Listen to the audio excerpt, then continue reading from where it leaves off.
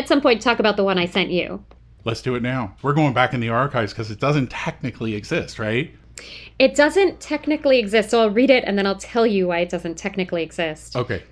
So this is from April 23rd of last year. Woke up, discovered 3-year-old had had massive nosebleed, his clothes covered in blood, washed him, walked into the kitchen, found 5-year-old stirring his brother's bloody clothes in a pot filled with hot water. I need his blood, he said. I need his blood for my poisons. That's an amazing scenario. So I will say first that the very first person to like this is one of my favorite novelists, Helen DeWitt. Okay, yeah. So anyway, I tweeted this, I set it aside. I go back and there are just thousands upon thousands of likes, retweets. I think by the time I had deleted it, and I'll tell you in a second why I deleted it, by the time I deleted it, it had somehow ended up on The View.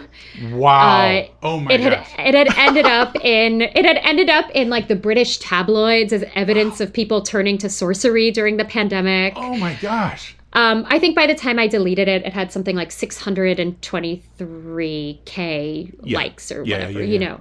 And it was an extremely strange experience for me because I think one of the things you realize when something really goes viral in that way is the degree to which you become completely not a human to the public sphere, to the Twitter sphere, to the Twitterverse. Yeah. I should drop the name of the podcast in this, right? That's how we do it. You become totally non-human to the Twitterverse. You are no longer a human being who is capable of having feelings that can be hurt. Your children are fair game. Right. Your whole life becomes fair game to completely lunatic people. People writing to me and being like, let me give you a tarot card reading. Your son's nosebleeds might mean that he's going to die very soon. And I would hate for like truly morbid stuff to people being like, how could you not call 911 when your child woke up with it? Like people who just don't know anything about children being like, call an ambulance to people just being like, you lying bitch. Yeah. You horrible bitch. Like, why would you? And I was just completely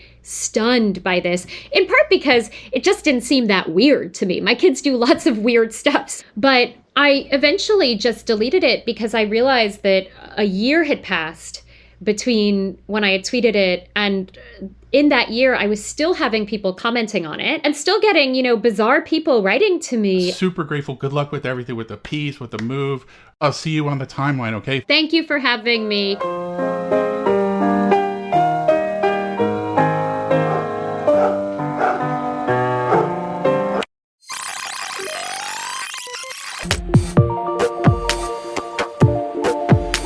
After hearing about Merve's childhood, thinking about her journey coming from Turkey, not speaking a lick of English, to the girl in middle school with a palate expander with a list, asking people to vote for her, for student council, to where she is today, just kind of running shit, seems hardcore. Merve ain't nothing to fuck with.